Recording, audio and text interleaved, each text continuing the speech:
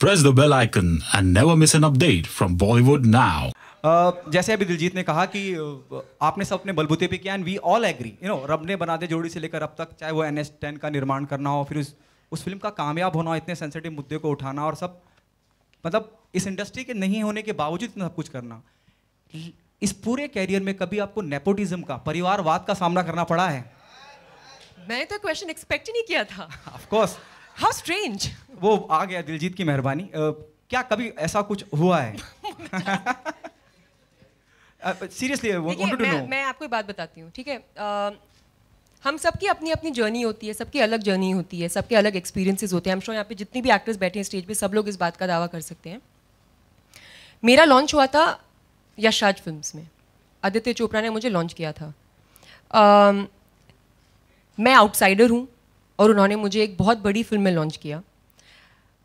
Similarly उन्होंने रणवीर सिंह को launch किया है और उन्होंने परिणीति चोपड़ा को लॉन्च किया। हम तीनों ही कम्प्लीटली इंडस्ट्री के बाहर से हैं। एंड तो मेरे एक्सपीरियंस से I have a lot of respect for Aditya Chopra because उन्होंने एक्टर्स कास्ट किए, एंड मैंने पर्सनली कभी भी ये एक्सपीरियंस नहीं किया। ऑल्सो मुझे एक बात बहुत क्लैरिफाई हो गई थी मेरी बिगिनिंग मेरे करियर की, क्योंकि जो भी मुझे जिसे बोलते हैं एक मौकाम या एक जो मेरी लाइफ बदली है, वो बैंड बाजा बारात के बाद बदली। जब आई थिंक लोग मुझे थोड़ा ज़्यादा सीरियसली लेने लग गए। मुझे बहुत अप्रिसिएशन मिला था मेरी पहली फिल्म में, बट जैसा बैंड बाजा बारात के बाद मिला वैसा नहीं था। तो वो फिल्म थी जिसमें मेरी लाइफ लिटरली बदल दी।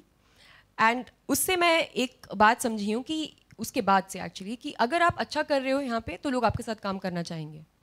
अगर आप अच्छा नहीं कर रहे हो तो चाहे आप कुछ भी हो, लोग आपके साथ काम नहीं करेंगे। यहाँ पे ये बिजनेस है, यहाँ पे सब लोग बहुत अपने क्या बोलते हैं बिजनेस डिसीजंस लेते हैं।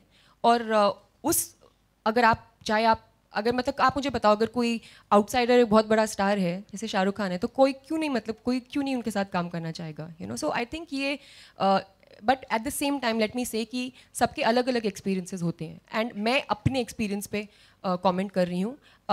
मैं जितनी बड़ी हो रही हूँ और जितना मुझे लाइफ में समझ हो रही है, उतना मैं जान पा रही हूँ कि हर इंसान के स्ट्रगल्स और बैटल्स बहुत अलग होते हैं। और मैं बहुत कम जजमेंटल होती जा रही हूँ डे बाय डे।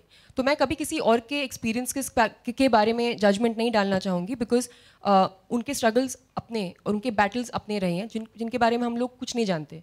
ठीक है, तो मैं बस अपने बारे में बात करूँगी। मैंने कभी एक्सपीरियंस नहीं किया है और मैं आदित्य चोपड़ा को बहुत रिस्पेक्ट करती हूँ as a producer and as a human being कि उन्होंने मुझे इतनी बड़ी फिल्म में मौका दिया और कभी भी मेरे साथ कोई भी भेदभाव नहीं किया।